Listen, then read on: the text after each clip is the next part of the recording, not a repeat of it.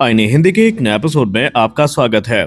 आज का दिन भारतीय नौसेना के परिप्रेक्ष्य में काफी महत्वपूर्ण है। जैसा कि हमने आज अपने दोपहर की वीडियो में आपको बताया कि जो light utility helicopter maritime variant है, ये कैसे अब अपनी पहली उड़ान की तैयारी कर रहा है और क्या क्या मॉडिफिकेशन उसमें करी गई और कैसे भारतीय नौसेना की जो अलग अलग रिक्वायरमेंट है वो वहां पर आइडेंटिफाई और एड्रेस करी गई है।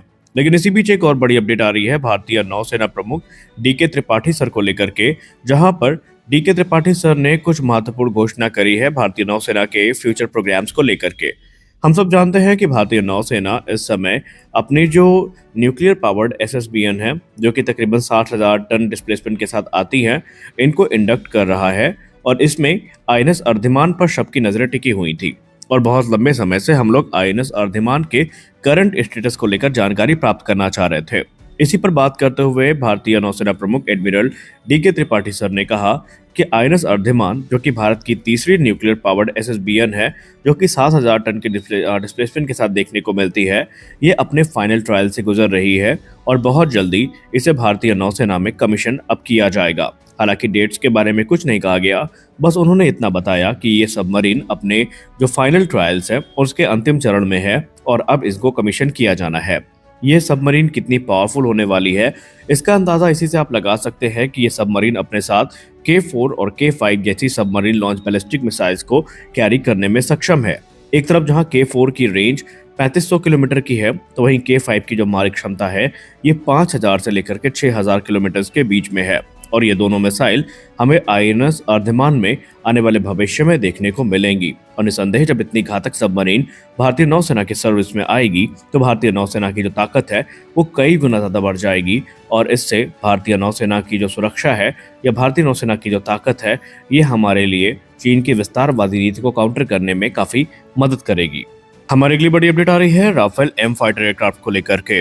जैसा कि मैंने शुरुआत में ही आपसे कहा कि आज भारतीय नौसेना प्रमुख के तरफ से बहुत सारी जानकारियां साझा करी गई हैं, जो कि हमें भविष्य के जो प्रोग्राम है उनके बारे में बताती हैं। और इसी बीच भारतीय नौसेना प्रमुख ने राफेल डील को लेकर के भी एक महत्वपूर्ण टिप्पणी करी है। आपको याद होगा जब राफेल एम की डील फाइनलाइज करी गई थी तो हमने उस वक्त भी कहा था कि हम लोग राफेल को लेकर जितना ज्यादा सेलिब्रेट कर रहे हैं, हम उतनी जल्दी भी इन फाइटर जेट्स को नहीं पाने वाले हैं। हम सब ने 2016 का एग्जाम्पल उस समय देखा था और पर्टिकुलरली हमने आपसे कहा था कि एक फाइटर जेट को आने में कम से कम हमें 4 वर्ष इंतजार करना पड़ सकता है। हालांकि उस समय हमें इसके लिए काफी क्रिटिसाइज किया गया था और कहा गया था कि हम चीजों को ज्यादा बढ़ा चढ़ा के बता रहे हैं और हम टाइमलाइन को लेकर के ज्यादा इसलिए भी बोल रहे हैं क्योंकि हमें शायद प्रोडक्शन कैपेसिटी के बारे में नहीं पता। लोगों को ऐसा लगता था कि उस समय फ्रांस इनके प्रोडक्शन को बढ़ाएगा और हमें ये फाइटर जल्दी मिलेंगे, लेकिन आज भारतीय नौसेना प्रमुख ने खुद इस बात से खंडन कर दिया है। उन्होंने मीडिया से बात करते हुए कहा कि जो पहला बैच है 4 राफेल एम फाइटर एयरक्राफ्ट का, ये भारतीय नौसेना की सर्विस में 2029 के अंत तक दाखिल हो जाएगा।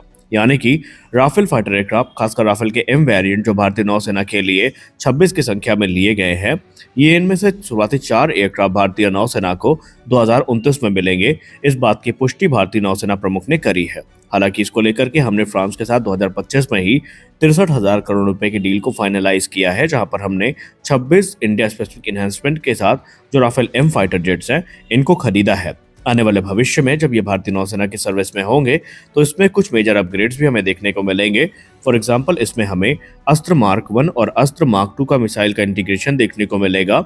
नज्म एमआर और ब्रह्मोस एमजी जैसी जो मिसाइल्स हैं उनका इंटीग्रेशन भी देखने को मिल सकता है। इस बात की पुष्टि भारतीय नौसेना के सोर्सेज ने ऑलरेडी कर रखी है, यानी अब कुछ ही सालों के बाद ये भारतीय नौसेना को मिलने शुरू हो जाएंगे।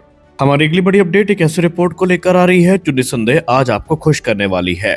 अक्सर जब भी फाइटर जेट की बात होती है, स्पेशली जब हम बात करते हैं फाइटर जेट के एस्केप सिस्टम की, तो हमें अपनी रिक्वायरमेंट्स को पूरा करने के लिए जो मार्टिन बेकर के इजेक्शन सीट्स हैं इन पर पूरी तरीके से डिपेंडेंट होना पड़ता है, या फिर जो रशियन इजेक्शन सीट्स हैं इन पर हमें डिपेंडेंट होना पड़ता है।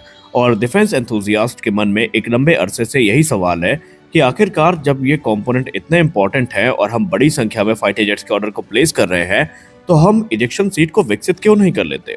तो इस पे एक तर्क आता है कि इजेक्शन सीट को विकसित करना कोई मजाक थोड़ी है। ये एक ऐसी टेक्नोलॉजी है जो काफी कॉम्प्लेक्स है, इसके लिए बहुत ज्यादा प्रिसीजन और बहुत ज्यादा एक्सपर्टी की जरूरत पड़ती है। लेकिन बीच में 2000 अगर हम 23 और 24 की बात करें तो मल्टीपल टाइम्स ये रिपोर्ट सरफेस हुई थी कि defence research and development organisation एक ऐसे ही फाइटर एयरक्राफ्ट स्केप सिस्टम पर काम कर रहा है, लेकिन उसके टाइमलाइन को लेकर के हमें कुछ भी नहीं बताया गया था। लेकिन आज का दिन काफी बड़ा है। आज defence research and development organisation ने एक ऐसा वीडियो अपलोड किया है अपने सोशल मीडिया हैंडल पर जहां पर हड़कंप मच गया है। दरअसल defence research and development organisation ने आज सक्सेसफुल एक high speed rocket sled test conduct किया है और ये टेस्ट था फाइटर एयरक्राफ्ट एस्केप सिस्टम का, जहां पर प्रिसाइजली कंट्रोल्ड वेलोसिटी जो कि 800 किलोमीटर प्रति घंटे की थी, उस दौरान ये जो सिस्टम है एस्केप सिस्टम है इसको टेस्ट किया गया था। इसमें कैनोपी सेवरेंस हो गया, इजेक्शन सीक्वेंसिंग हो गई और दूसरे जो इम्पोर्टेंट एस्पेक्ट हैं उनको टेस्ट किया गया है। और बड़ी बात यह है कि ये टेस्ट पूर्णतया सफल रहा था। इसको बेसिकली टेस्ट जो आयोजित किया गया है इसे rail track rocket slate facility जो है वहां पर टेस्ट किया गया है चंडीगढ़ में। और अब ये उम्मीदें जगी हैं कि आने वाले भविष्य में हमें स्वदेशी जो इजेक्शन सीट्स हैं वो देखने को मिल सकती हैं और हम जो विदेशी मार्टिन बेकर पर अपनी ओवर डिपेंडेंसी है उसको कम भी भविष्य में कर सकते हैं। हमारी अगली बड़ी अपडेट आ रही है तेजस मार्क 2 फाइटर एयरक्राफ्ट को लेकर के। हमने हाल ही के वीडियो में आपको बताया था कि तेजस मार्क 2 अपने फाइनल असेंबली के काफी नजदीक पहुंच चुका है और बहुत ही जल्दी उसका जो फाइनल इंटीग्रेशन वर्क है वो हो जाएगा। इसी बीच मीडिया से बात करते हुए भारतीय वायुसेना के एक सीनियर ऑफिशियल ने ये बताया कि तेजस मार्क 2 कोई नॉर्मल 4.5 जनरेशन का एयरक्राफ्ट नहीं होने वाला है, बल्कि हमने जो अभी हाल ही में पाकिस्तान के साथ कॉम्बैट सिनेरियो हमारे हुए हैं उसके बाद उसमें कुछ व्यापक बदलाव भी करवाए हैं। एक तरफ जहां तेजस मार्क 2 का एडवांस गैलियम नाइट्राइड बेस्ड एसा रडार हमारे लिए एक गेम चेंजर साबित होने वाला है, तो वहीं भविष्य में बहुत सारे जो वेपन सिस्टम है ये ऑलरेडी इंडियन एयरफोर्स की तरफ से इस फाइटर जेट के लिए चिन्हित किए जा चुके हैं। फॉर एग्जाम्पल इसमें अस्त्र सीरीज की अब तीनों मिसाइल्स देखने को मिलेंगी। वहीं MBDA मीटियोर के लिए भी जो संभावनाएं हैं अब खुल चुकी हैं। भारत इस एयरक्राफ्ट को as a main strike platform use करने वाला है, क्योंकि तेजस मार्क 2 की जो पेलोड कैरिंग कैपेसिटी है ये 6500 किलोग्राम की है, यानी कि 6.5 टन के जो वेपन पेलोड है उनको ये एयरक्राफ्ट कैरी करने में सक्षम होगा। और इंडियन एयरफोर्स को एक ऐसा ही प्लेटफॉर्म चाहिए जो कि स्टेल्थ कैरेक्टरिस्टिक्स भी रखता हो, क्योंकि तेजस मार्क 2 के लिए जो विशेष रैम पेंट हैं ये भी तैयार किए जा चुके हैं। रिपोर्ट में दावा किया जाता है कि हाल ही में जो रैम पेंट सुपर सुखोई के लिए विकसित किए गए हैं उनका इस्तेमाल जो तेजस मार्क 2 है उनमें भी हो सकता है। यानी कि इंडियन एयरफोर्स इस प्लेटफॉर्म को कोई नॉर्मल 4.5 जनरेशन एयरक्राफ्ट के तौर पे नहीं देख रही है, बल्कि वो इसको एक जवाब के तौर पर देख रही है जो कि आजकल मॉडर्न थ्रेट्स के लिए जरूरी है। ये सेमी स्टेल्थ प्लेटफॉर्म भारतीय वायुसेना में बड़ी संख्या में सर्व करने वाला है। एक एस्टिमेट ये बताता है कि शुरुआती दौर पर ये एयरक्राफ्ट 120 की संख्या में खरीदे जाएंगे, लेकिन आने वाले भविष्य में यही नंबर 200 के मार्क को पार करेगा। आज के इस वीडियो में बस इतना ही। आशा करते हैं वीडियो आपको अच्छी लगी होगी। वीडियो अच्छी लगी वीडियो को लाइक करिए, नए चैनल को सब्सक्राइब करिए। मिलते हैं अगले वीडियो में कुछ और अपडेट्स के साथ, तब तक के लिए जय हिंद।